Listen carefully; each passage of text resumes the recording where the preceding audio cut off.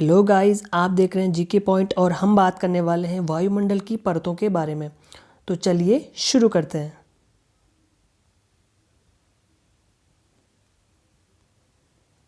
तो सबसे पहले हम जानेंगे कि वायुमंडल क्या है। वायुमंडल पृथ्वी के चारों ओर हवा के विस्तृत भंडार को कहते हैं। यह सौर विकिरण की लघु तरंगों को पृथ्वी के धरातल तक आने देता है, परंतु पार्थिव विकिरण की लंबी तरंगों के लिए अवरोधक बनता है। इस प्रकार यह ऊष्मा को रोककर विशाल ग्लास हाउस की भांति कार्य करता है, जिससे पृथ्वी पर औसतन 15 डिग्री सेंटीग्रेड तापमान बना रहता है। यही तापमान पृथ्वी पर जीवमंडल के विकास का आधार भी है। यद्यपि वायुमंडल का विस्तार लगभग 29,000 किलोमीटर ऊंचाई तक मिलता है, परंतु वायुमंडल का 99% भार सिर्फ 32 किलोमीटर तक ही सीमित है। अब हम बात करेंगे वायुमंडल के संगठन के बारे में।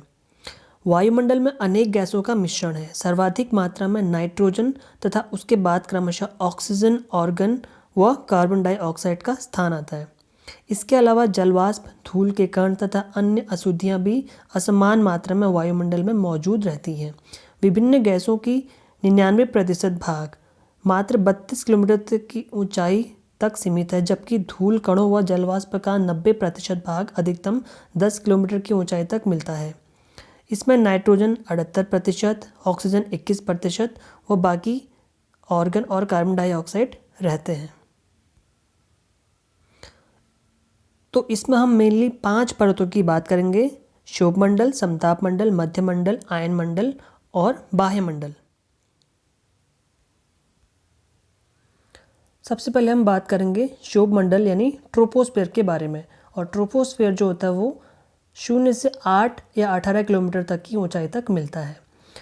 यह मंडल जैवमंडलीय पारिस्थितिकी तंत्र के लिए सर्वाधिक महत्वपूर्ण है, क्योंकि मौसम संबंधी सारी घटनाएं इसी में घटित होती हैं।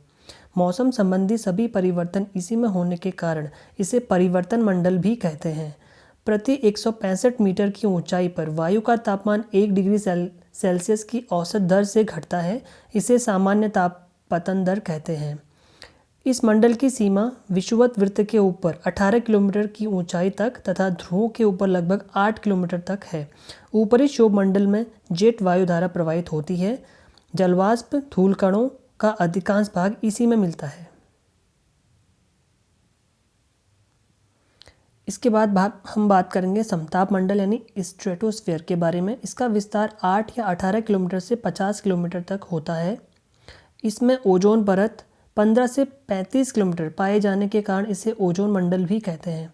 ओजोन गैस सौरिक विकिरण की हानिकारक पराबैंगनी किरणों को सोख लेती है और उन्हें भूतल तक नहीं पहुंचने देती है तथा पृथ्वी की अधिक गर्म होने से बचाती है। इस मंडल में प्रारंभ में तापमान स्थिर रहता है तथा 20 किलोमीटर के बाद बढ़ने लगता है। ऐसा ओजोन गैसों की उपस्थिति के कारण होता है, जो कि पराबैंगनी किरणों को अवशोषित कर तापमान बढ़ा देती हैं। समताप मंडल बादल तथा मौसम संबंधी घटनाओं से मुक्त रहता है। इस मंडल के निचले भाग में जेट वायुयान के उड़ान भरने के लिए आदर्श दशाएं हैं। मध्य मंडल यानी मीजोस्फीयर 50 से 80 किलोमीटर की ऊंचाई तक। इसका विस्तार 50 से 55 किलोमीटर से लेकर 80 किलोमीटर तक है। इस मंडल में तापमान ऊंचाई के साथ घटता जाता है तथा लगभग -100 डिग्री सेंटीग्रेड तक पहुंच जाता है, जो कि वायुमंडल का न्यूनतम तापमान है। वह इसकी ऊपरी सीमा के बाद पुनः ताप में वृद्धि होने लगती है। आयन मंडल यानी आयनोस्फीयर 80 से 640 किलोमीटर तक की ऊंचाई तक। इस मंडल में ऊंचाई के साथ ताप में तेजी से वृद्धि होती है। इसमें विद्युत आवेशित कणों की अधिकता होती है, जिन्हें आयन कहा जाता है। इन्हीं की अधिकता के कारण इस मंडल का नाम आयन मंडल है। ये कण रेडियो तरंगों को भूपृष्ठ पर परावर्तित करते हैं और बेतार संचार को संभव बनाते हैं। बाह्य मंडल यानी एक्सोस्फीयर 640 किलोमीटर से ऊपर तक। इसे वायुमंडल का सीमांत क्षेत्र कहा जाता है। इस मंडल की वायु अत्यंत विरल होती है। यहाँ गैसों का घनत्व बहुत कम पाया जाता है।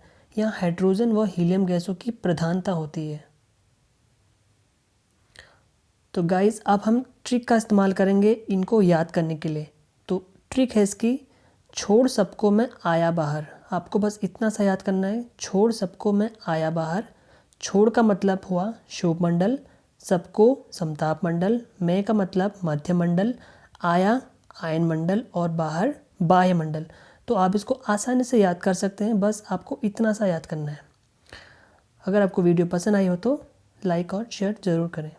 थैंक्स।